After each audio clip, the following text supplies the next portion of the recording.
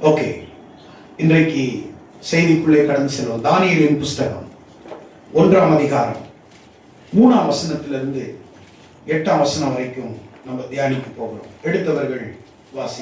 இஸ்ரவேல் புத்திரருக்குள்ளே ராஜ குலத்தார்களிலும் துறை மக்களிலும் யாதொரு மாசும் இல்லாதவர்களும் அழகானவர்களும் சகல ஞானத்திலும் தேறினவர்களும் அறிவில் சிறந்தவர்களும் கல்வியில் நிபுணரும் ராஜாவின் அரண்மனையில் சேவிக்க திறமையுள்ளவர்களும் ஆகிய சில வாலிபர்களை கொண்டு வரவும் அவர்களுக்கு கல்தேயரின் எழுத்தையும் பாஷையையும் கற்றுக் கொடுக்க ராஜா பிரதானியின் தலைவனாகிய ஆஸ்பேனாசுக்கு கற்பித்தான். கவனிங்க, அனைத்தையும் மாற்ற முயன்றார்கள். பாபிலோனிய சிறையிருப்பு யூதாவுக்கு விரோதமாக, எருசலேமுக்கு விரோதமாக படையெடுத்து அங்க இருக்கக்கூடிய யூதர்களை, அன்றைக்கு இருந்த நேபுகாத்நேச்சர் அவர்களை சிறைபிடித்துக் கொண்டு பாபிலோன் நாட்டுக்கு நாடு கடத்துகிறான். அன்னைக்கெல்லாம் என்ன நடக்கும் அப்படின்னா, ஒரு நாட்டு மீது படையெடுப்பாங்க.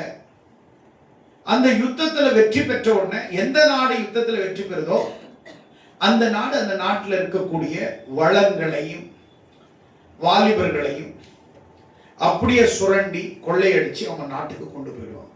இதுதான் அந்த காலத்துல படை எடுக்கிறதுக்கு 2 விதமான நோக்கம் இருந்தது அந்த காலத்துல. ஒண்ணு, நாட்டை பிடிக்க. 2வது, அந்த நாட்டில் உள்ள வளங்களை கொள்ளையடிக்க. 3வது, அங்க இருக்கக்கூடிய திறமையானவர்களை கொண்டு வந்து தங்கள் நாட்டின் வளர்ச்சிக்காக அடிமையாக்கி அவர்களை வேலை வாங்க. இதுதான் அந்த காலத்துல அதிகமாக படையெடுத்ததற்கு காரணம். அப்போ இங்க இப்படி படையெடுத்து போகும் பொழுது சில வாலிபர்களை கொண்டு போயிட்டு இருக்கிறாங்க. நிறைய வாலிபர்களை கொண்டு போனாங்க. ஆனா அதுல 4 பேரை மட்டும் ராஜா செலக்ட் பண்றாங்க. நிறைய பேர் தான் போனாங்க. ஆனா 4 வாலிபர்களை ஸ்பெசிபிக்கா அந்த அரண்மனை ராஜா, அந்த அரசாங்கம் செலக்ட் பண்ண.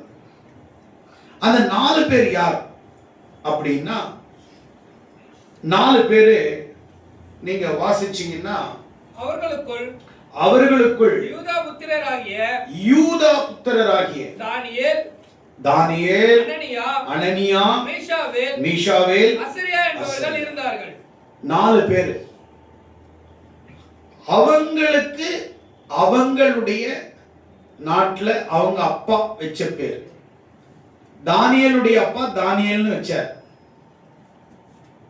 மேஷாக்குடைய அப்பா, மீஷாவேலுடைய அப்பா மீஷாவேல்னு வச்சார். அனனியாவுக்கு அனனியான்னு வச்சார். அசரியாவுக்கு அசரியா. இந்த 4 பேரை அவங்களுடைய பெற்ற தந்தையும் தாயும் வச்சாங்க. ஆனா இவங்க அங்க போய் சேர்ந்த உடனே அவங்களுடைய பேரை ஃபர்ஸ்ட் மாத்த சொல்ற.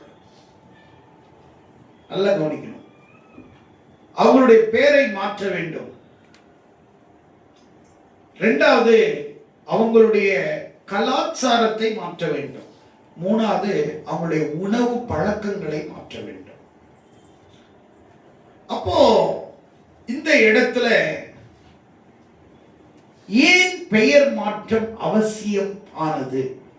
ஏன் தானியேலாகவே கூப்பிடலாமே? ஏன் தானியேலுக்கு வேற பேர் வச்சா மட்டும் அவர் தானியேல் இல்லாதவர் ஆயிடுவாரா? ஒருத்தரை கூப்பிட்டு அவனுக்கு பெயர் மாற்றிட்டா உடனே அவர் பேர் அந்த பேரால ஏதாவது நடந்துருதா அப்படின்னா, எஸ், பேருக்கு அர்த்தம் இருந்தது. அன்னைக்கு பைபிள்ல இருந்த ஒவ்வொரு பேருக்கும் ஒவ்வொரு அர்த்தம் இருக்கு. இன்னைக்கு இருக்கிற பேருக்கு அர்த்தம் இருக்குதோ இல்லையோ, அன்னைக்கு இருந்த ஒவ்வொரு பேருக்கும் ஒரு அர்த்தம் இருந்தது. இதுல நிறைய பேருக்கு அர்த்தம் இருக்குது. அதுல ஒரு பேரை மட்டும் நான் உங்களுக்கு ரத்தின சுருக்கமாக சொல்ல விரும்புகிறேன். அதுல தானியேல் என்கிற பெயருக்கு தேவன் என் நீதி என்று பெயர். தேவன் என் நீதி என்ற அர்த்தம் தானியேல் என்ற பெயருக்கு அர்த்தம். அப்ப தானியேலுடைய பெயரை அவங்க என்ன செய்யறாங்கன்னா மாற்றி அவர்களுடைய தேசத்துல அவர்கள் ஆராதிக்கிற ஆண்டவருடைய பேரை தானியேலுக்கு வைக்கணும் அப்படின்னு என்ன செய்யறாங்கன்னா பெல்ஷத்சார் என்ன பேர் வைக்கிறாங்க? பெல்ஷத்சார்னு பேர் வைக்கிறாங்க. பேல் அப்படி என்றால் தேவன். அப்ப பேல் என்கிற கடவுளை அன்னைக்கு அந்த பாபிலோனியர்கள் வணங்கிட்டு இருந்தாங்க. பேல் என்கிற கடவுளை எப்படி நம்ம ஊர்ல எவ்வளவு கடவுள் இருக்கிறாங்கல்ல, எவ்வளவு பெயர்கள் உடைய கடவுள்கள் இருக்கிறாங்கல்ல, ஒவ்வொருத்தவங்களும் ஒரு ஒரு பெயர் உள்ள கடவுளை ஆராதிக்கிறாங்க. அதே மாதிரி அன்னைக்கும் அங்க நிறைய கடவுள்களை ஆராதிச்சாங்க. அதுல ஒரு கடவுள் ரொம்ப பவர்ஃபுல்லான கடவுளாம். அந்த பேல் என்ற கடவுளுக்கு அர்த்தம் என்னன்னா காக்கும் கடவுளாம். என்ன கடவுளாம்? அப்ப தானியேல் என்ற பெயருக்கு என்ன அர்த்தம்? தேவன் என் நீதி என்ற அர்த்தம். அப்ப பேல் என்கிற பெயருக்கு என்ன அர்த்தம்? காக்கும் கடவுள். இப்ப தானியேலை காக்கிறதுக்கு இவர் காக்கிற கடவுளுடைய பேரை வைக்கிறார். என்ன பேரை வைக்கிறாரு? இப்ப இவங்க பேரு பேல் அப்படின்னா கடவுள், அதுக்கு பெயர் வந்து பெல்ஷத்சார்னா காக்கும் கடவுள். அப்படியானால் அந்த ஊர்ல இருக்கக்கூடிய ஒட்டுமொத்த மக்களும் அன்றைய காலகட்டத்தில் பெல்ஷத்சார் எனக்கூடிய கடவுளை, பேல் எனக்கூடிய கடவுளை அன்றைக்கு இருக்கக்கூடிய பாபிலோனியர்கள், அந்த பாபிலோனியில் இருக்கக்கூடிய மக்கள் வழிபட்ட மிக முக்கியமான கடவுளில் ஒருவராக கருதப்பட்டவர், எண்ணப்பட்டவர், ஆராதிக்கப்பட்டவர் பேல் என்கிற ஒரு கடவுள். இந்த பேல் என்கிற கடவுளை அவர்கள் வழிபட்டு வந்தார்கள். ஆனால் இந்த டேனியலுக்கு பெல்ஷத்சார் என்கிற பெயரை வைத்து அவர்களுடைய பெயரை மாற்றினார்கள். தேவன் என் நீதிபரர், தேவன் என் நீதிக்குரியவர் என்ற நீதிபதி என்கிற பெயரை மாற்றி என் கடவுளுடைய பெயரை நான் உனக்கு சூட்டுகிறேன், என் கடவுள் உன்னை காக்கிற கடவுள் என்று பெயரை வைத்தார். அது மாதிரி தானியேலுக்கு மட்டுமல்ல, 4 பேர்களையும் மாற்றினான். 4 பேர்களுடைய பெயரையும் மாற்றினான். அனைத்தையும் மாற்ற முயலுகிறான். ஏன் அவர்களுடைய பெயரை மாற்ற வேண்டும்? இனி உன்னுடைய வாழ்க்கையின் மையம் யெகோவா அல்ல, பேல் எனக்கூடிய கடவுளை தான் நீ ஆராதிக்கணும். அது வரைக்கும் தானியேல் எந்த கடவுளை ஆராதிச்சாரு? யெகோவா எனக்கூடிய கடவுளை ஆராதிச்சார். அப்ப இன்னைக்குல இருந்து உன் பேர் மாற்றப்பட்டதனுடைய பேர் என்ன? பேல் எனக்கூடிய அந்த உலகத்திலே புகழ்பெற்ற இறைவனை ஆராதிக்கக்கூடிய அந்த இறைவனுடைய பெயரையே இவனை வச்சிட்டா, அப்ப இனி இவன் என்ன பண்ணிடுவான்? அவனுடைய வாழ்க்கையில மையமாய் இருந்த யெகோவா என்கிற ஆண்டவர் மறந்து பேல் எனக்கூடிய ஆண்டவரை இவன் ஆராதிக்க ஆரம்பிச்சிருவான், இவன் வழிபட ஆரம்பிச்சிருவான், அந்த கடவுளை விட்டுருவான்.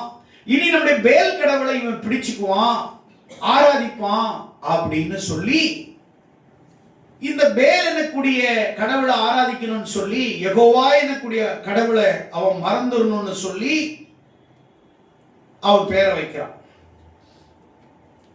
இன்னைக்கு நிறைய பேர் அப்படிதான் பேரு மாத்திக்கிட்டா ராசி நல்லா வந்துரும்ன்றாங்க. இங்க இருக்கிற கதவை உடைச்சி இங்க கிழக்கு பக்கம் வச்ச ராசி வந்துரும்ன்றாங்க. சரி, அவர்களுடைய ஐதீகம், அவர்களுடைய நம்பிக்கை, அதுல நான் தலையிட விரும்பவில்லை. நீ எந்த ஒரு காரியமும் உன்னுடைய வாழ்க்கையிலே மாற்றங்கள் வர வேண்டுமானால் பெயர் மாற்றத்தினால் உனக்கு மாற்றம் வராது. நீ வைக்கக்கூடிய பெயர் அடையாளத்தினாலே நீ அறியப்பட முடியாது. உன்னுடைய வாழ்க்கையில ஒரு பெயரை மாற்றி வைத்து விட்டால் உன்னுடைய வாழ்க்கையில மாற்றம் வந்துவிடும் என்று இல்லை.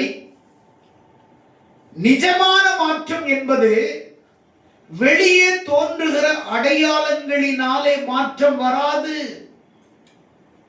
வெளியான மாற்றம், வெளிப்புறமான மாற்றம், வெளிப்புறமான அடையாளங்கள் ஒருவனுக்குள்ளே மாற்றத்தை கொண்டு வர முடியாது. அப்படியானால் மாற்றம் என்பது உள்ளுக்குள்ளே இருந்து வர வேண்டுமே ஒழிய வெளி மாற்றத்தை தேவன் விரும்பவில்லை. உள் மாற்றத்தை தேவன் விரும்புகிறார். உள்ளான மனிதன் நாளுக்கு நாள் புதிதாக்கப்பட வேண்டும் என்று சொன்னார். உள்ளான மனிதன் நாளுக்கு நாள் மாற்றப்பட வேண்டும் என்று சொன்னார். அப்படியானால் வெளி தோற்றத்தை தேவன் எதிர்பார்க்கவில்லை. வெளி தோற்றத்தை அவர் காண விரும்பவில்லை. வெளி தோற்றத்தை அவருக்கு பிடிக்கவும் பிடிக்காது. சாமுவேலை கொண்டு போய் ஈசாய் வீட்டில் இருக்கக்கூடிய ஒருவனை அபிஷேகம் பண்ணி என்று ஆண்டவர் சாமுவேலை அனுப்பின போது, சாமுவேல் ஈசாயினுடைய வீட்டில் போய் அவங்களுடைய பிள்ளைகளை வர வைத்து அல்லாஹ்வுடைய முகத்தை பார்க்கிறான், வாட்ட சாட்டத்தை பார்க்கிறான், உயரத்தை பார்க்கிறான், அழகை பார்க்கிறான், அந்தஸ்தை பார்க்கிறான், வெளி தோற்றத்தை பார்க்கிறான், அடையாளத்தை பார்க்கிறான். ஓகே, இவர் அழகா இருக்கிறாரு, ரொம்ப ரொம்ப அம்சமா இருக்கிறாரு, ரொம்ப சிறப்பா இருக்கிறாரு, ரொம்ப ஃபிகரா இருக்கிறாரு, ரொம்ப சுகரா இருக்கிறாரு, இவருக்கு நம்ம ராஜாவா அபிஷேகம் பண்ணிடலான்னு கையில கொம்பை எடுக்கிறாரு. ஆண்டவர் சொல்றாரு, நோ நோ நோ நோ, வேண்டாம் வேண்டாம் வேண்டாம். சரி, அடுத்தவனை வர சொல்லு. அவனும் வாட்ட சாட்டம், அவனும் ராணுவம், அவனும் பார்க்கிறாரு. ஓஹோ, இவர் தான் போலக்குதுன்னு தைல கொம்பை எடுக்கிறாரு தலையில ஊத்துறதுக்கு. ஆண்டவர் சொன்னார், ஊத்திராத, போ, இவனும் இல்ல. இன்னொருத்தர் வர்றாரு. இப்படி 7 பேரு. அவங்க வீட்டுல 8 பேர், 8வது ஆளு தான் தாவீது. 7 பேரை வர வைக்கிறாரு. இவனும் இல்ல. 7 பேரும் நிக்கிறாங்க. ரிஜெக்ட். 7 பேரும் ரிஜெக்ட்.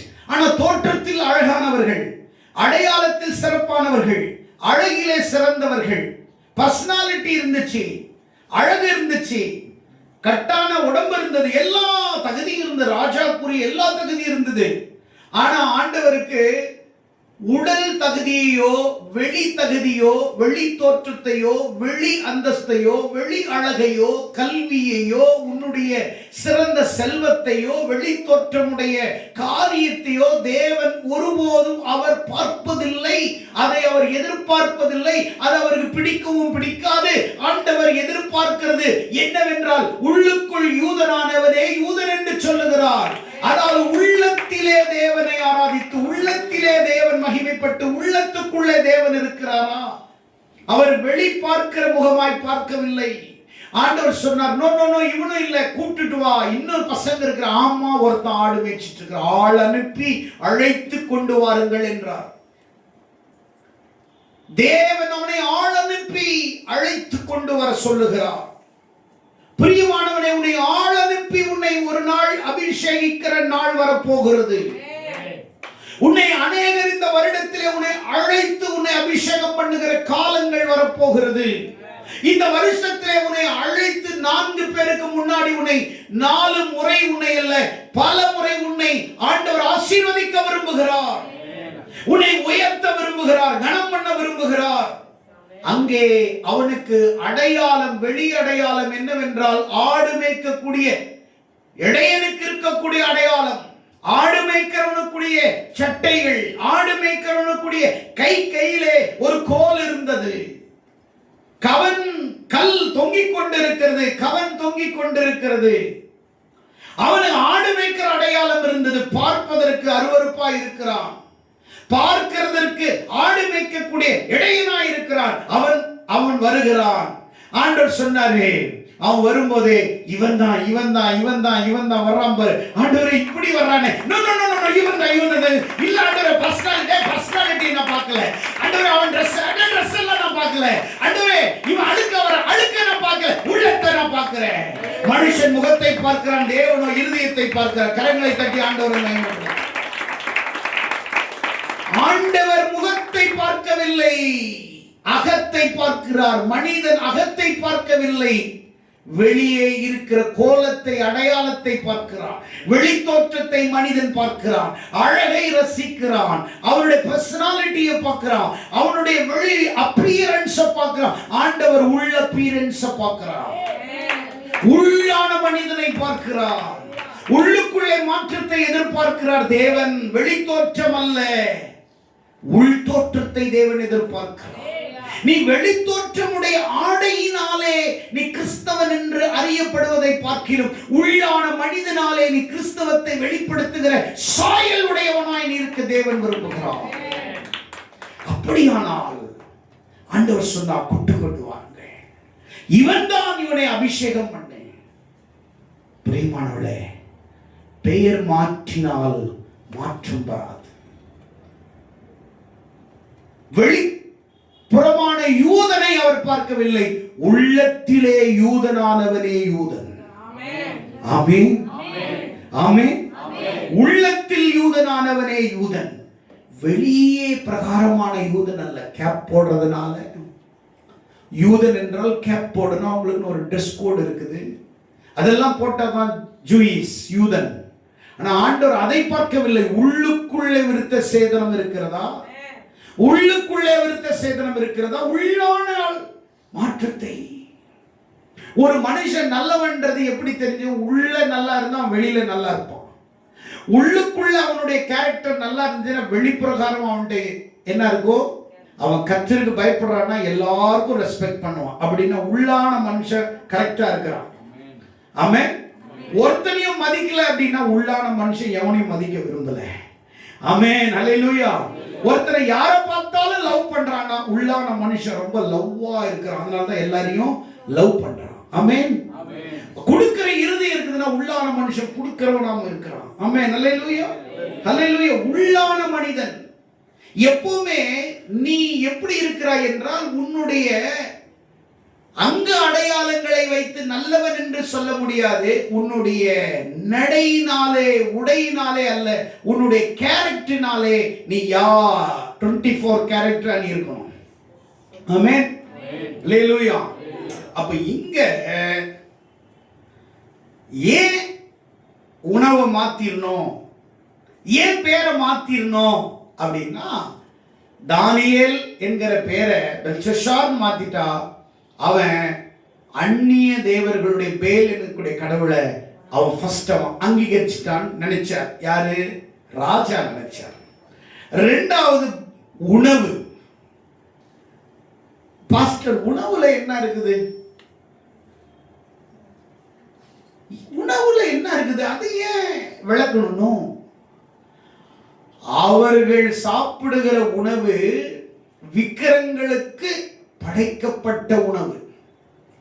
அந்த பேலனக்கூடிய கடவுளுக்கு ஃபர்ஸ்ட் எல்லாம் படைச்சிட்ட பிறகுதான் அந்த சாப்பாடு சாப்பிடணும். அதனாலதான் அவர் சொன்னாரு, எங்களுக்கு படைச்ச உணவு வேணாம், அவர் படைச்ச இயற்கை உணவு போதும். ஏன் கட்டுங்க? படைக்கப்பட்ட உணவு இல்ல, படைச்சவர் கொடுக்கிற உணவு எனக்கு பெஸ்ட். எனக்கு கறி, மீன், அது பிராந்தி, பீர், பிஸ்கி, அது ரம்மு, ஜிம்மு இதெல்லாம் எனக்கு வேண்டாம். எனக்கு ஜம்முன்னு வாழணும்னா எனக்கு பருப்பு சாம்பார். ஆமென், ஆமென். அது எனக்கு போதும். சாதாரண வெஜிடேரியன். வெஜிடேரியன் வந்து அங்க ராஜா வீட்டில் சாப்பிட மாட்டாங்க. ஆமென். பணக்காரன் வீட்டில் போய் கஞ்சியும் கூழும் கேழ்வரவும் ரொட்டியும் சாமையும் இதா இருக்கும். பணக்காரன் வீட்டுல வாசனையே இருக்காது.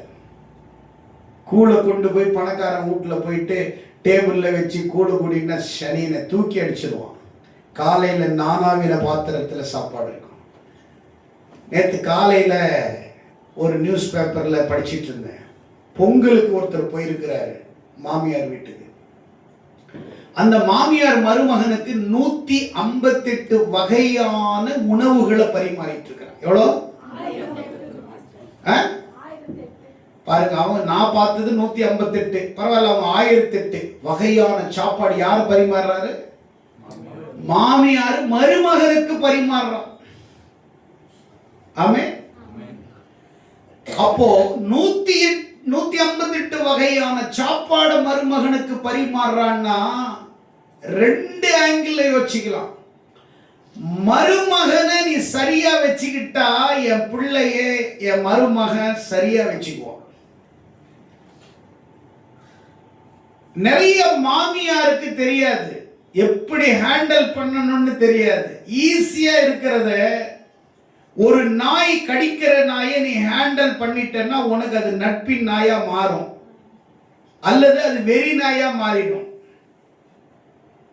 பாம்பை கையாளுற மனுஷன் அவனை கொத்த மாட்டேங்குது, நாம போனா கொத்துது. அல்சேஷன் டாக்டரும் ஜெர்மன் ஷெப்பர்டு வச்சிருக்கிறான், ஒருத்தன் கையில பிடிச்சிருப்பான், அவனை கடிக்கல, நான் போனா என்ன கடிக்குது. முதல்ல ஒருத்தன் தலைமையிலேயே வச்சுட்டு விளையாடுறான், அவனை கடிக்கல, என்ன கடிக்குது. சிங்கத்து வாயில தலையை விடுறான், அவனை கடிக்கல, நான் கிட்ட போனா பீரி கடிக்குது. நீ அதை கரெக்டா நீ ஆளுகை செஞ்சு ஹேண்டில் பண்ணனா அது உன்னை கரெக்டா ஹேண்டில் பண்ணும். ஆமென். அதுக்கு தெரிஞ்சிருச்சு. 108 வகையான பொரியலை மருமகனுக்கு கொடுத்துட்டா அவன் சரியா என் பொண்ணை ஹேண்டில் பண்ணிடுவான். ஆமென். ஆமென். உங்க வீட்டுல வர்ற கல்யாணம் உங்க பையனுக்கு பண்ணி கொடுத்துருக்கீங்கன்னா மருமகளை நல்லா பார்த்துக்கோங்க. மகளை கட்டி கொடுத்தா மருமகனை கவனிங்க, அவ ஆட்டோமேட்டிக்கா அங்க கனெக்ஷன் ஆயிடும். நீ சிங்கிள் ஃபேஸ்ல நீ சமைக்கிறத அவன் 3 ஃபேஸ்ல பார்த்துக்குவான். ஆமென். அது உன் கையில இருக்குது. நீ அங்க பொலிட்டிக்கல் பண்ணனா குடும்பம் பொலிட்டிக்கலா மாறிடும். ஆமென். ஹல்லேலூயா. பொலிட்டிக்கலா மாறிடும். பொலிட்டிக்கல் பண்ண கூடாதுங்க, பொலைட்டா பண்ணணும். ஆமென். ஹல்லேலூயா. அங்க ஆடம்பரம் முக்கியம் இல்ல, அன்பு தான் முக்கியம். ஹல்லேலூயா. அங்க ஆடம்பரம் முக்கியம் இல்ல, அன்பு தான் முக்கியம். அங்க அகங்காரம் முக்கியம் இல்ல, அன்பு தான் முக்கியம். அப்ப இங்க சொல்றாரு, உணவு கொடுக்கும் போது இந்த உணவு விக்கிரங்களுக்கு படைச்சது எனக்கு வேண்டாம், அதனால சார் பருப்பு கறியும் சாப்பாடும் போதும். 2வது, உணவு கூட உன்னை தீட்டுப்படுத்தக்கூடியதாக இருந்தால் அதை நீ தள்ளி வைப்பது தவறல்ல. ஆமென். நிறைய பேர் படைச்சதை சாப்பிடுவாங்க. அது உன்னுடைய விசுவாசத்துல நீ ஜெபம் பண்ணி உன்னை நீ சாப்பிட்டனா அது பரிசுத்தமாயிடும். எந்த கடைக்கு போற எதை படைச்சு கூட நமக்கு தெரியாது, ஆனா நீ ஜெபம் பண்ணி சாப்பிட்டனா அது உனக்கு பரிசுத்தம். தெரியுதுன்னா அது சாப்பிடாது, தொடாத. அது உன் மனதுக்கு தவறா தெரிஞ்சா தொடாத, தப்பே கிடையாது. ஆனா அவருக்கு அது தவறா தெரிஞ்சிட்டு தொடல. ஆமென். ஹல்லேலூயா. 3வது பாஷை மாத்திரணும். ஏங்க பாஷை மாறணும்? ஏன்னா அவர் ஒரு லாங்குவேஜ் பேசுவாரு, ஜூயிஸ் லாங்குவேஜ் பேசுவாரு. ஏன் பாஷை மாறணும்? இங்க ஜூயிஸுக்கு வேலை இல்லை, இங்க வந்து பாபிலோனிய மொழிக்கு கல்தேயரின் பாஷை தான் முக்கியம். நீ அமெரிக்கால போனா இங்கிலீஷ் பேசிதான் ஆகணும். நீ அங்க எல்லா கடையிலையும் போயிட்டு, வெள்ளக்காரன் கடையில போயிட்டு 2 தோசை கொடுங்க அப்படின்னு சொன்னா வாட் இஸ் தோசை அப்படின்னுவான், வாட் இஸ் மீன் தோசை அப்படின்னுவான். கரெக்ட். நண்டு இருக்குதான்னு கேட்டா வண்டு நீ போடா சண்டு அப்படின்னுவான். நீ ஒன்னு கேட்டனா அவன் ஒன்னு சொல்லுவான். அவனுக்கு இங்கிலீஷ்ல பேசணும், தெலுங்குல போனா தெலுங்குல பேசணும். அதனால ஏன் நாட்டுக்கு வந்திருக்கிற என் பாஷை பேசுறான்னா இங்க அரண்மனை, அதனால கல்தேயரின் பாஷையை கத்து கொடுப்பான். உணவை இதை கொடுத்துரு, பாஷை இதை கத்து கொடுத்துரு, பேரை மாத்திரு, போ வளர்த்து கொண்டு வா. ஏன் பாஷையை மாற்றணும்? நல்லா கவனிக்கணும். பாஷை மாறினுச்சுன்னா சிந்தனை மாறிடும். பாஷை மாறினா சிந்தனை மாறிடும். சிந்தனை மாறிடுச்சுன்னு வச்சுக்கோ, நம்பிக்கையே மாறிடும். எப்படி? பாஷை மாறினுச்சுன்னா சிந்தனை மாறிடும். நீ போயிட்டு 6 மாசம் நீ ஜப்பான்ல போய் ஒரு 6 வருஷம் ஜப்பான் மொழியை பேசிக்கிட்டு கொய் கொய் கொய் கொய் நீங்க வந்த உடனே உங்க மண்டையில எல்லாம் எதுதான் இருக்கும்? ஜப்பான் பாஷையே தான் இருக்கும். கொய் கொய் கொய் கொய் எப்பா அது அப்பா அதில் பழகிட்டப்பா. உடனே என்ன சொல்லுவா புள்ள, பழகிட்டப்பா. ஒரு 12 வருஷம் இக்கோஸ்லோக்கியா சொக்கோஸ்லோக்கியால போய் இருந்துட்டுனா நீனும் வந்து என்ன ஆயிடுவ, செக்கோஸ்லோக்கியா மாதிரி ஆயிடுவ. உன்னுடைய சிந்தனை மாறிடும். பாஷை மாறினா இவன் சிந்தனை மாறிடும். சிந்தனை மாறினா இவன் நம்பிக்கை மாறும். அப்படின்னா என்ன? கடவுள் நம்பிக்கை போய் இவன் முழுதும் என் கடவுள் மேல நம்பிக்கை வச்சிருவான், என் தேசத்து மேல வச்சிருவான், என் பாஷை மேல வச்சிருவான், என் மக்கள் மேல வச்சிருவான். இவனை டோட்டலாவே வந்து பிசிக்கலாவும் ஸ்பிரிச்சுவலாவும் மென்டலியும் இவனை நான் விரும்புற மாதிரி இவனை நான் சேஞ்ச் பண்ணிட முடியும் அப்படின்னு ராஜா பிளான் பண்ணான். எது செஞ்சாலும் ஒரு ப்ளூ பிரிண்ட் இருக்குது. எது செஞ்சாலும் ஒரு பின்னாடி ஒரு பெரிய கணக்கு போட்டு தான் செய்வாங்க மக்கள். உன்னை திடீர்னு ஒருத்தர் ரொம்ப பாசம் காட்டுறான்னா உனக்கு வைக்க போறான் ஆப்புன்னு அர்த்தம். உன் மேல விழுந்து விழுந்து விழுந்து விழுந்து உன்னை கவனிக்கிறான்னா உனக்கு வைக்க போறான் பாயாசம்னு அர்த்தம். பாயாசம் கொடுக்கிற மாதிரி கொடுத்து விஷம் அதில் வச்சு கொடுப்பான். யோசிச்சு நீ செய்யணும். என்ன திடீர்னு பாசம் பொங்குது, யோசி. இப்ப இவனுக்கு யோசிக்க வைக்கிறது. இனி நீ எபிரேயனாக சிந்திக்க கூடாது, பாபிலோனியனாக நீ சிந்திக்கணும். எங்க வச்சுட்டார் பாத்தியா? சிஸ்டம் மாத்திர. ஆமென். என்ன பண்றாரு? இப்ப நீங்க ஒரு வீட்டுக்குள்ள போறீங்க அப்படின்னா, ஒரு புதுசா ஒரு வீட்டு வாடகைக்கு போறீங்கன்னா நீங்க என்ன பண்ணுவீங்கன்னா அங்க இருக்கிற சிஸ்டமை மாத்துவீங்க. அவங்க ஃப்ரிட்ஜ் இங்க வச்சிருப்பாங்க, நீ எங்க வைப்ப? உனக்கு பிடிச்ச இடத்துல நீ வைப்ப. கரெக்டா? அவங்க மிக்ஸி இங்க வச்சிருக்காங்கன்னா நீ என்ன பண்ணுவ? அங்கே வைப்பியா? நீ வேற இடத்துல. ஏன்னா நீ பெரிய ஞானி பாருங்க, நீ மாத்தி வச்சுட்டா பெருசா ஆயிடும். ஃபேன் இங்க போட்டிருக்காங்க, அந்த ஃபேனை தூக்கி இங்க போடுவேன். ஏன்னா நீ மாற்றத்தை பண்றீங்க. என்னவா? பெரிய மாற்றம் பண்றீங்க. பெரிய தேசத்துல மாற்றத்தை கொண்டு வர்றியா, நாட்டுல மாற்றத்தை கொண்டு வர்றியா, வீட்டுல மாற்றத்தை கொண்டு வர்றியா.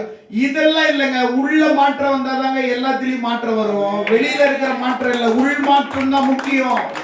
உள் மாற்றம் தான் உன்னை உருவாக்கும். வெளி மாற்றம் உன்னை உருவாக்காது, அழிச்சிரும். உள் மாற்றம் உன்னை உருவாக்கிறோம். ஆமென். ஆமென் சொல்லுங்களேன். இப்போ இவர் சொல்றாரு, இனி நீ எபிரேயனாக சிந்திக்க கூடாது, யூதனா சிந்திக்க கூடாது, நீ பாபிலோனியனாக சிந்திக்கணும். அதுக்குதான் பாஷை. அதுக்குதான் பாஷை.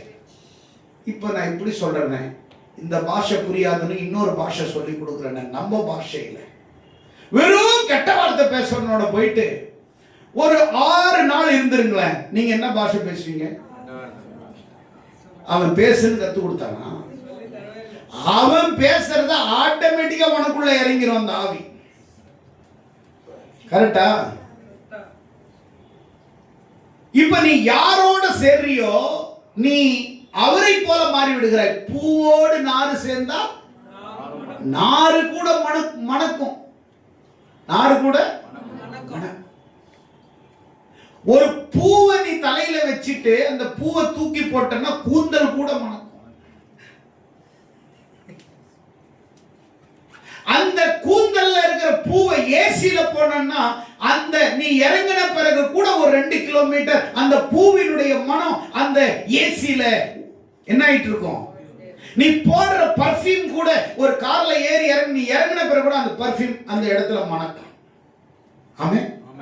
அப்ப நீ ஒருத்தனோட சேர்ந்து நம்ம பாஷையில சொன்னா கெட்ட வார்த்தை பேசுறவனோட நீ சேர்ந்து பேசிட்டு நீனும் இங்கிலீஷ்ல பேச ஆரம்பிச்சிருவ. அந்த இங்கிலீஷ்ல இந்த இங்கிலீஷ்ல பேச ஆரம்பிச்சிருவ. கரெக்டா? அப்ப இவன் பாஷை மாறிடுச்சுன்னா இவன் யாரா மாறிடுவான்னு நினைச்சாரு? இவன் எபிரேயனாக அல்ல பாபிலோனியனா மாறிடுவான். நம்ம ஆளா மாறிடுவான். நம்ம பேல் கடவுளுக்கு சொந்தமாயிடுவான். சாப்பாடு நம்மளுது, பாஷை நம்மளுது, கடவுள் நம்மளுது, கடைசியில தானியேலும் நம்மளுதுன்னு நினைச்சான். ஆனா நீங்களும் நானும் இருந்தா என்ன பண்ணுவோம் தெரியுமா? ஐயோ ஏசு என்ன ஏசு என்ன மாதிரி அரண்மனையில் ஏசு தான் வந்து விட்டாரு. நீங்க இப்படி இயேசுவுக்கே கல்தா கொடுத்துருவீங்க. ஏசப்பா தான் எனக்கு கர்த்தர் கிருபையினால பாபிலோனுடைய அந்த அரண்மனையில கொண்டு வந்து என்ன வச்சார், ஆமென் அப்படின்னு இருப்பீங்க.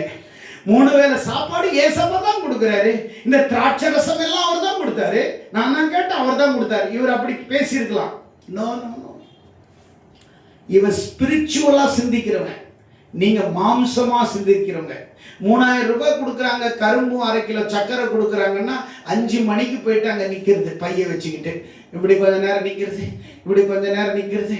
அப்புறம் அந்த 3000 ரூபாய் வாங்குறதுக்கு 8 மணி நேரம் வெயிலில் நின்றுக்கிட்டு நிற்க முடியாமல், அக்கா நீ வாங்கிட்டியா, சரி நீ இப்போ வந்துடுறேன் இந்த கிட்ட போயிட்டு வாங்கிட்டு வரேன். அந்த 3000 ரூபாவுக்கு நீ முக்கி முக்கி முக்கி நிற்கிற. என்னவோ உனக்கு 3000 ரூபாய் இலவசமா கிடைக்குதுன்னு, அந்த 3000த்துக்கு உன் மேல வைக்க போறாங்க வரி. அப்போ இருக்குது உனக்கு வழி. அப்போ தெரியும் உனக்கு இதனுடைய சூட்சம். யாருமே சும்மா கொடுப்பாங்கன்னு நினைக்கிறியா? யாருமே நம்முடைய பணம், நம்முடைய வரி பணம் நம்ம மேல வைக்கிறாங்க. யோசிக்கணும்.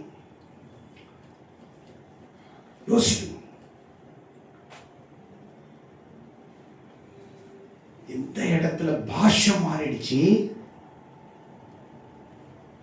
எழுத்து கத்துக்கிட்டான். அப்ப இவன் எது எழுத்தும் மாறிடுச்சு.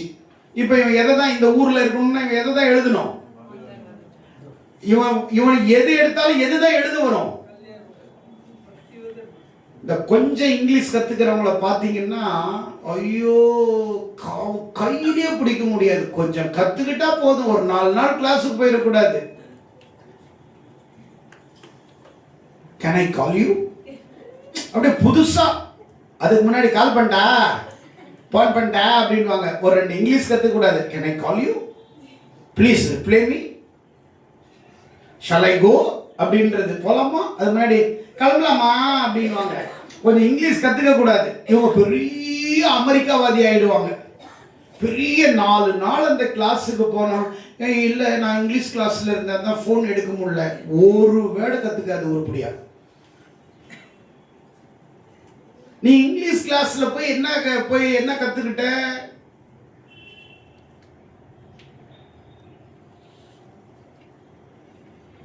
தெரியல. ஆனா இவன் கல்தையர் பாஷை, கல்தையர் மொழி, கல்தையர் சாப்பாடு, கல்தையர் கலாச்சாரம், கல்தையர் கடவுள். பா என்ன பிளான், என்ன பிளான். உன் வாழ்க்கையில மையம் யாரு? உன் வாழ்க்கையில மையம் யாரு? தானியேலுடைய வாழ்க்கையில மையம் இயேசு, கடவுள் இருந்தார். ஆமென். இனி நீ எபிரேனா சிந்திக்க கூடாது, நீ பாபிலோனியரா தான் சிந்திக்கணும். ரோமர் 12ஆம் அதிகாரம் 2ஆம் வசனத்தை எடுத்து வாசிங்க. வேதாக மொழியிலே சிந்திக்க வேண்டும், உலக மொழியிலே சிந்திக்க கூடாது. அவன் நினைச்சிட்டான் எபிரேய மொழியில சிந்திக்கிறத விட்டுட்டு பாபிலோன் கல்தையர் மொழியில சிந்திப்பான்னு நினைச்சார். நோ நோ நோ, நான் பைபிளுடைய மொழியில தான் நான் சிந்திப்பேன். நான் எந்த இடத்துல போனாலும் தானியேல் சொல்றான், நான் அந்த மொழியில தான் நான் சிந்திப்பேன். எடுத்து வாசிங்க. நீங்கள் இந்த பிரபஞ்சத்திற்கு ஒத்த வேஷம் தெரியாமல் தேவனுடைய நன்மையும் பிரியமும் பரிபூரணமான சித்தம் இன்னதென்று பகுத்தறியத்தக்கதாக. இங்க பாருங்க, தேவனுடைய சித்தம் என்ன என்பதை நீங்கள் பகுத்தறியத்தக்கதாக உங்கள் மனம் புதிதாகிறதிலே மறுரூபமாகுங்கள். கரங்களை தட்டி ஆண்டவரை. இப்போ இங்க தானியேலே, இது தேவனுடைய சித்தமா?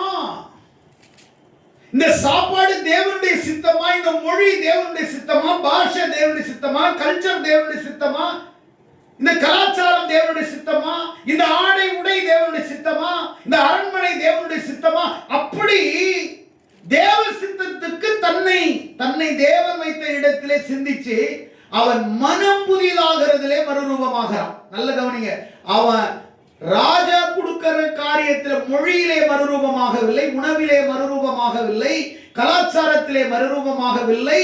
அதற்கு மாறாக அவன் சொல்ற அவனுடைய மனம் புதிதாகிறதிலே மறுரூபமாகிறான். ஆமென். நீங்க உங்க மனம் புதிதாகிறதிலே நீங்கள் மறுரூபமாக வேண்டும். எத்தனை பேர் விசுவாசி? ஆமென் சொல்லுங்க. உங்க மனம் புதிதாகிறதிலே மறுரூபமாக வேண்டும். ஆமென். தானியேல் சொல்றான், நோ நோ நோ, நான் மனம் புதிதாகிறதிலே. பாபிலோனிய உணவு விக்கிரங்களுக்கு படைக்கப்பட்டது. தேவனுடைய பைபிள்ல இருக்குது, மோசே நியாயத்துக்கு எதிரானது, அதை நான் செய்ய மாட்டேன். அப்ப பிரதான ஆசாரின் இடத்துல அவன் கெஞ்சி கேட்கிறான். நல்ல கவனிக்கணும், சிஸ்டமே மாத்த பார்க்கறாங்க. ராஜா என்ன பண்றான்? சிஸ்டமே மாத்த. இந்த வருஷம் 2026ல பிசாசு உங்க சிஸ்டத்தை மாத்தி வச்சதை ஆண்டவர் திருப்பி அவர் சிஸ்டமா மாத்த விரும்புறார். அவர் லேட்டஸ்ட் ஓஎஸ் போட்டா நீ ஓல்டு ஓஎஸ்ல நீ உட்கார்ந்துட்டு இருக்க. விண்டோ 7லயே இருக்கிற, இப்ப விண்டோ 2022 வந்துருச்சு, ஃபாஸ்டா போயிட்டு இருக்குது. நீ விண்டோ 7லயே இருக்கிற. ஆண்டவர் சொல்றாரு, உன்னை அப்டேட் பண்ணிக்கிட்டே இருக்கிறாரு, உன்னை அப்கிரேடேஷன் பண்ணிக்கிட்டே இருக்கிறாரு, உன்னுடைய சிஸ்டத்தை புதுசா ஓஎஸ் மாத்திக்கிட்டே இருக்கிற. நீ ஓல்டு ஓஎஸ்ல உட்கார்ந்து இருக்கிற. சொல்றான், இவன் சிஸ்டம், தானியேலுக்குள்ள இருக்கிற சிஸ்டம் பாபிலோனிய சிஸ்டமா மாத்த பார்க்கறான். இவன் சொல்றான், ப்ளீஸ், அவன் அப்படி மாத்துறான். தானியேல் வேண்டாம். நான் சொல்றேன், அவன் சிஸ்டம் சாஃப்ட்வேர் இவனுடைய தானியேலுக்குள்ள பாபிலோனிய சாஃப்ட்வேர் உள்ள புகுத்த பெற வேணாம், ப்ளீஸ். நீங்க இருக்கணும்னா இந்த சாஃப்ட்வேர் தான், இன்னும் அந்த சாஃப்ட்வேர் இருக்கட்டும், நான் இங்க இருந்துக்கிறேன். சிஸ்டம் வேணாம், அந்த ஓல்டு சிஸ்டமே போதும். நீ பேரை மாத்தி ஏதோ தொலை. நான் டேனியல் தான், நான் தேவன், எனக்கு நீதிபரர் தான். நீ பேல் வச்சுக்கோ, நீ மால் வச்சுக்கோ, நீ மாலா வச்சுக்கோ, நீ மலைய வச்சுக்கோ, நீ எதனாலும் வச்சுக்கோ. நான் டேனியல் தான். என்ன நீ என்ன செய்ய முடியும்? பேரை மாத்தலாம், என்ன மாத்த முடியாது. பேரை மாத்தலாம், என் விசுவாசத்தை மாத்த முடியாது. நீ உணவை மாத்தலாம், ஆனா என் உள்ளத்தை மாத்த முடியாது. என் உடைய மாத்தலாம், என் நடைய மாத்த முடியாது. என் மொழியை கத்துக் கொடு, ஆனா என் இயற்கையான எனக்கு தேவன் கொடுத்த மொழியை உன்னால மாத்த முடியாது. பாபிலோனிய திட்டம் என்ன அப்படின்னா 2, குடும்பத்தை விட்டு பிரிக்கணும், சபையை விட்டு பிரிக்கணும். நீதிமொழிகள் 22ஆம் அதிகாரம் 6ஆம் வசனத்தை எடுத்தவங்க வாசிங்க, முடிவு போறேன். நீதிமொழிகள் 22:6. பிள்ளையானவன் நடக்க வேண்டிய வழியிலே அவனை நடத்து, முதிர் வயதிலும். இங்க பாருங்க, எல்லாமே பிளான் தாங்க, எல்லாமே பிராக்டிஸ் தாங்க, எல்லாமே இம்ப்ளிமெண்ட் தாங்க. நீ எதை உன் குழந்தைக்கு சின்ன வயசுல எதை கத்துக் கொடுக்குறியோ அந்த குழந்தை அதன் பிம்பமாகவே எதிர்காலத்திலே செயல்படும். பிறக்கும் போதே அந்த பிள்ளைக்கு நீ ஒழுக்கத்தை கத்துக் கொடுத்தா அந்த பிள்ளை ஒழுங்கா வளரும். அந்த பிறக்கும் போதே தாத்தாவை பேரை சொல்லி கூப்பிடு அப்படின்னா அவன் 14 வயசுல வாத்தியாரையும் பேரை சொல்லி தான் கூப்பிடுவான். ஏன்னா அவன் போய் திடீர்னு ஸ்கூல்ல கத்துக்கல, அவன் வீட்டில் இருக்கிற டீச்சர் கிட்ட கத்துட்டு வந்திருக்கான். 2 டீச்சர் இருக்குது. ஸ்கூல்ல இருக்கிற டீச்சர் எல்லாரையும் சமமா சமத்துவமா ஒழுங்கா ஒன்னா தான் கத்துக் கொடுக்கும். ஆனா வீட்டில் இருக்கும் பாருங்க சில டீச்சர்ஸ், அவனை அப்படி கூப்பிட்டுறாத, இவனை மட்டும் கூப்பிடு. அதுலயும் இந்த பெண்கள் அதிகமாக அவங்க சைடு தான் அந்த அவங்க பேர பசங்களை ஃபோக்கஸ் பண்ணுவாங்க. அவங்க சைடு தான் ஃபோக்கஸ் பண்ணுவாங்க. இவங்களுக்கு என்னன்னா ஃபோக்கஸ் பண்ணிட்டா இப்படியே கடைசி வரைக்கும் உங்க கூட இருப்பாங்கன்னு. நீ எதை ஃபோக்கஸ் பண்றியோ ஃபர்ஸ்ட் உன் ஃபோக்கஸ் லைட் தான் உடைப்பான். பெருசானவங்க உன் கண்ணாடி தான் உடையும், அது நீ தெரிஞ்சுக்கணும். நீ ஃபோக்கஸ் பண்றது இப்படி ஃபோக்கஸ் பண்ணணும். ஃபாதர் ஃபேமிலி, மதர் ஃபேமிலி இப்படி ஃபோக்கஸ் பண்ணா இதுங்க செத்தாலே இதை காப்பாத்திடுவாங்க. நீ இங்க மட்டும் ஃபோக்கஸ் பண்ணனா இங்க செத்தா இங்க போனா ஏத்துக்க மாட்டாங்க. நீயும் செத்து போடுவ, உன் ராஜ்யே செத்துரும், உன் ஆளையும் சாவடிச்சுட்டு போயிடுவ. நீ சமத்துவம் ஃபோக்கஸ். ரெண்டு கண்ணு எதுக்கு கொடுத்துருக்கிறன்னா, ஒரு கண்ணு மட்டும் ஒரு பக்கம் பாருன்னு கிடையாது, 2 பக்கமும் பாரு. இல்ல ஒரு பக்கம் தான் பார்க்கணும்னா ஒரு பக்கம் அப்படியே அவரே பிறக்கும் போதே எல்லாருக்கும் ஒத்த கண்ணா தான் பிறக்க வச்சிருப்பாரு. 2 கண்ணை எதுக்குன்னா 2 பக்கம் ஃபோக்கஸ் பண்ணு. 2 காது எதுக்கு வச்சாருன்னா ஸ்பீக்கர் கரெக்டா கேக்குதா. சிலவங்க நல்லது சொன்னா கேட்காது, கெட்டது சொன்னா என்ன சொன்ன அப்படின்னு டக்குன்னு கேட்கும். ஸ்பீக்கர் ப்ளூடூத் மாதிரி வச்சிருக்காங்க இப்ப எல்லாருமே. அப்ப கூட காது கேட்கலன்னுவாங்க. இப்போ ப்ளூடூத் மாதிரி இருக்குது. அடுத்த ரூம்ல குசு குசுன்னு பேசுறது கூட ஸ்பீக்கர் கேட்குது. ஏன்னா காது நல்ல ஆண்டு ரெண்டு பக்கமும் கேளுன்னா, ரெண்டு பக்கமும் சமத்துவத்தை போதிச்சார். ஆமே இல்லையா? ஃபோக்கஸ் இப்படி பண்ணாத, இப்படி பண்ணாத, இப்படி பண்ணு. ஆமே ஃபோக்கஸ் எப்படி பண்ணோம்? ரெண்டு சைடும் பண்ணோம். ஆமே சிலவங்க இங்க மட்டும் தான் ஃபோக்கஸ் பண்ணுவாங்க. இவங்க ஃபோக்கஸ் பண்ணி கடைசியில இவன் ஃபோக்கஸ் லைட்டே உடைச்சிருவான். குருடனா ஒரு சமுதாயத்தை காட்டுறீங்க, இன்னொரு சமுதாயத்தை நீங்க மறைச்சிடுறீங்க.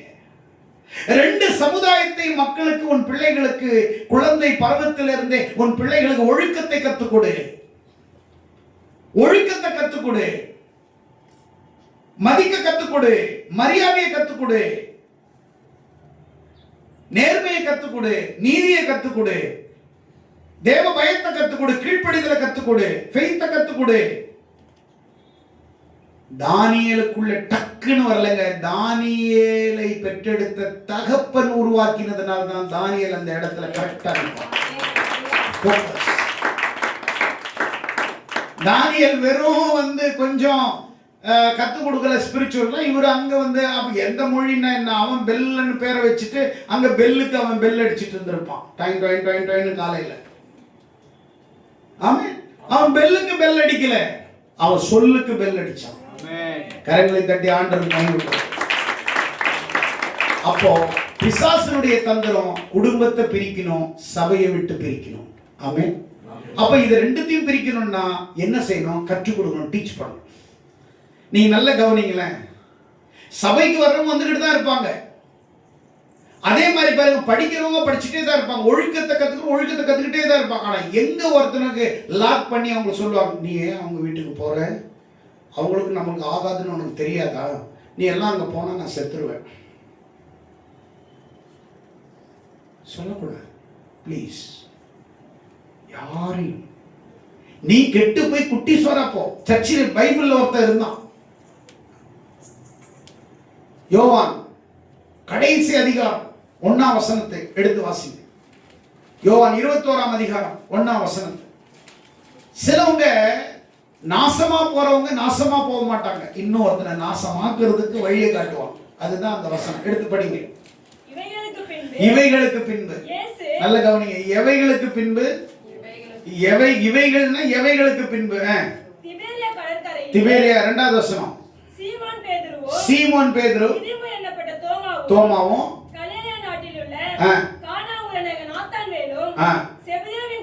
மூணாவது வசனம். இங்க பாருங்க, சீமோன் பேதுரு மத்தவனை நோக்கி மீன் பிடிக்க அதற்கு அவர்கள் நான் நாசமா போறேன்னா நாங்களும் நாசமா போறோம்ன்ற ஒரு குரூப் இருக்குது. அவனை நாங்க எதிர்க்கிறோம்னா அவங்க கூட சேர்ந்து எதிர்க்கிறவங்களும் இருக்கிறாங்க. ஆண்டவர் மரித்து உயிர்த்தெழுந்து அவர் பாட்டுக்கு எல்லாரையும் தனக்கு வெளிப்படுத்திட்டு வர்றாரு. பேதுரு சொல்றான் யாருக்கிட்ட, தோமா அவங்க எல்லாம் கூப்பிட்டு, இங்க பாருங்க செத்துட்டாரு, இதுக்கு மேல அவரை நினைச்சு பிரயோஜனம் இல்லை, நம்மளுக்கும் வேற வழி கிடையாது, பிரெட் ரொட்டி வேணும், வாழணும், இயேசுவை பத்தி போச்சா நம்ம ஒண்ணும் கிடைக்காது, நான் மீன் பிடிக்க போறேன். என்ன சொல்றான்? பிடிக்கிறவன் தனியா போய் பிடிச்சி தொலைக்க வேண்டியது தானே. அப்ப இன்னொருத்தன்ட்ட சொல்றான்னா என்ன அர்த்தம்? எதுக்கு சொல்லணும்னு கேட்கிறேன். இப்ப நான் தோசை சாப்பிட போறேன்னா அவன்கிட்ட சொல்லணும்னு அவசியம் கிடையாது. நான் ஹோட்டலுக்கு போறேன் சாப்பிட, நானும் வர்றேன்னு சொல்லுவீங்க, கரெக்டா இல்லையா? டீ சாப்பிட நானும் வர்றேன். ஏன் சிலவங்க பாத்ரூம் போவாங்க, பாத்ரூம் போய் நானும் வர்றேனே, அதுக்கும் கூட்டணியா வருவாங்க. சிலவங்களாம் ஒருத்தர் பாத்ரூம் போனா எல்லாருக்கும் வரும், பார்த்துருக்கிறீங்களா? ஏதோ சிஸ்டமேட்டிக்கா. அப்ப என்னன்னா, நான் மீன் பிடிக்க போகிறேன், மற்றவங்க என்ன சொன்னாங்க, நாங்களும் வருகிறோம், போய் தனியா போய் தொலைஞ்சி மீனை பிடிச்சி தொலைகிறது தானே 4 பேரை கூட்டுறோம். சிலவங்க போனா அவங்க தானா போயிடக்கூடாது, இந்த பாஸ்டர் நம்மளை நிறுத்திட்டார்ல, இதுல 4 பேரை கொண்டு போவோம், ஒன்றும் பிரச்சனை கிடையாது, நீ நரகத்துக்கு ஸ்ட்ரைட்டா அவனை ரெடி பண்ணிட்டு இருக்கு, நீனும் ரைட்டா இருக்கிற, இப்போ அவனுக்கு சொர்க்கமா தெரியும், ஆனா நரகம் அவனுக்கு கன்ஃபார்ம் டிக்கெட், அதுல எந்த மாற்று கருத்தும் கிடையாது. ட்ரெயின் வரும்போது ஏறதான் போற, இறங்கதான் போற, ஆனா உனக்கு இப்போதைக்கு என்ன இருக்கும், ட்ரெயின் வராத வரைக்கும் ஜாலியா இருக்கும். ஏறி நேரா எக்ஸ்பிரஸ் போய் ஸ்வைன்னு கேட்டை திறந்து நரகத்துல கொட்டிட்டு வந்துடும். ஆஹா நரகமா, கூட நம்பி போனா பாரு அவளும். ஏண்டி அன்னைக்கே என் வாழ்க்கையை கெடுத்து நாசமாக்கிட்டு நான் கூப்பிட்டேன், உனக்கு எங்க அறிவு போச்சு அன்னைக்கு சொல்லுவா. நான் சொல்லும் போது உனக்கு மூளை எங்க போச்சு, நான் அன்னைக்கு கூப்பிடும் போது உனக்கு புத்தி எங்க போச்சு. சீ, அப்பவே நீ சீன்னு சொல்லி இருந்தன்னா அது சீன்னு ஆயிருக்கும், நீ எப்படியா இருக்கும், ஓஹோன்னு ஆயிருப்ப.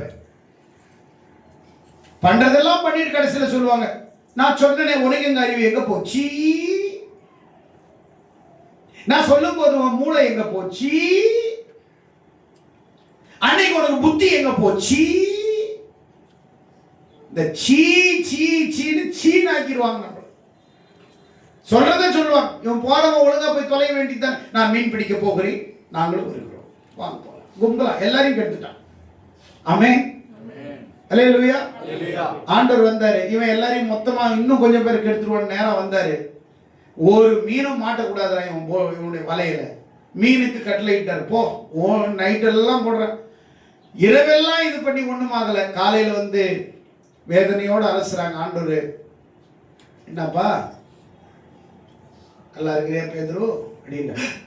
ஆண்டவரே, துணியே இல்லை, பொத்துன்னு குளிச்சிட்டான் கடல்ல விழுந்து. என்ன நிர்வாணமா இருக்கான். நான் சொல்றபடி வலையை போடு. போட்டாங்க. வலை கிழிஞ்சு போற மீன் கொண்டா பொறிச்சு கொடுத்தாரு. கொடுத்துட்டு, மீனை பிடிக்க வர்ற, மற்றவனையும் பிடிக்க கூப்பிடுற, உங்களை நான் எதுக்கு பிடிச்சேன், சாப்பிடுங்க. கடைசி மீன், கடைசி போட்டு, கடைசி இடம் இது உனக்கு, இதுக்கு மேல உனக்கு ஊழியம் பெருசா இருக்குது, வாங்க. மொத்த பேரையும் அவர் கூட்டு போயிட்டார். அவர் வரலன்னா இந்த ஆளு கூட சேர்ந்து மொத்த பேரும் கடைசி வரைக்கும் நாத்தத்திலையும் மீனையும் முடிச்சுக்கிட்டு கடற்கரையில உட்காந்துட்டு, காத்துல உட்காந்துட்டு, பீடியை குடிச்சிட்டு இப்படிதான் உட்காந்துருப்பாங்க. ஆண்டவர் எல்லாரையும் கூப்பிட்டு ஊழியத்தை பண்ணதுனால்தான் அவங்க மூலமா பற்றி எறிந்த தீ தான், அதுல விழுந்த சின்ன சின்ன சின்ன சின்ன பொறிகள் தான் நீங்களும் தான். கட்டுங்களா, ஊதி விட்ட பொறியில நீங்களும் ஒரு பொறிகள். ஆமென், அல்லேலூயா, அல்லேலூயா. அடுத்த வாரத்துல இது நான் தொடர்ச்சியா பேச விரும்புறேன். தொடர்ச்சியா நான் ஒரு 3 வாரம் இதை நான் பேச விரும்புறேன். ஏன்னா இது போதும். நீங்க ஏன் சாத்தான் தானியேலை இப்படி ஒரு சிஸ்டம் கொண்டு வரான்னா, அவன் எப்படியாவது குடும்பத்தை பிரிக்கணும், சபையை விட்டு பிரிக்கணும் அப்படின்னு. என்ன நோக்கம்? பாவிலுடைய திட்டம். சின்ன இவனை எதை கற்றுக் கொடுக்குறோமோ அதை கத்துக்கிட்டான்னா நம்ம ஆளாயிடுவேன். நோ, நான் கத்துக்கிற பாஷையை நான் சாப்பிட்றேன் வாழ்றதுக்கு, உன் கல்ச்சர் நான் கத்துக்கிறேன், ஆனா என் தேவனை என்னால் மறக்க முடியாது. அங்க மட்டும் நான் வேலை போக மாட்டேன், அதை நான் ஏத்துக்க மாட்டேன். நான் செத்தாலும் பரவாயில்ல, சத்துருவனை வழியே நான் அங்க மட்டும் வர மாட்டேன். என்ன அருமையான மனசு தானியேலுக்குள்ள ஆண்டவர் கொடுத்தார். ஆமென், ஆமென். அவன் தேவனுடைய மையத்தை விட்டு வெளியில போகல, தேவனுடைய திட்டத்தை விட்டு அவன் போகல. எத்தனை பேர் விசுவாசிக்கிறீங்க?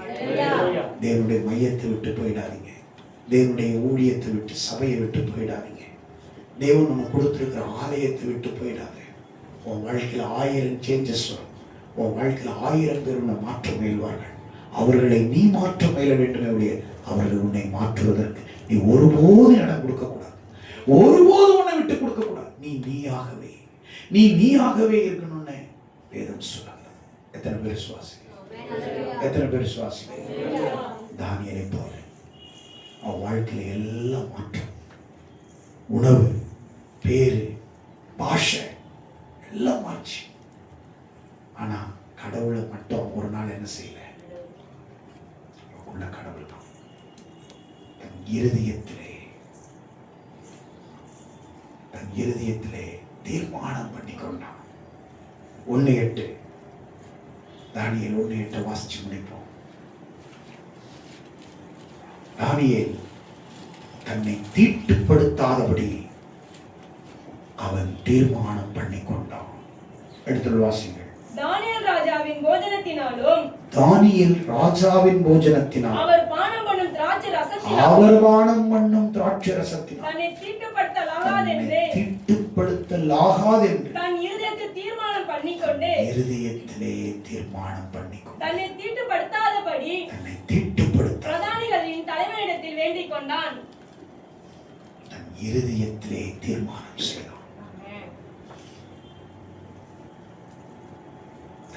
இருதயத்திலே அவனு கேட்க, சூழ்ச்சிக்கு அடிமையானவனா அல்லது தீர்மானத்திலே நீ கட்டப்பட்டவனா? சூழ்ச்சிக்கு அடிமையானவனாய் நீ மாறக்கூடாது. தீர்மானத்திலே உறுதி உள்ளவனாய். என் சூழ்ச்சி நான் என்ன பண்றதுன்னு சொல்லக்கூடாது. என் தீர்மானத்திலே நான் கட்டப்பட்டிருக்கிறேன், என் தீர்மானத்திலே நான் உறுதியாயிருக்கிறேன். ஆமென். ஹல்லேலூயா. இன்னைக்கு நீ எடுக்கிற தீர்மானம் உங்களுடைய வாழ்க்கையிலே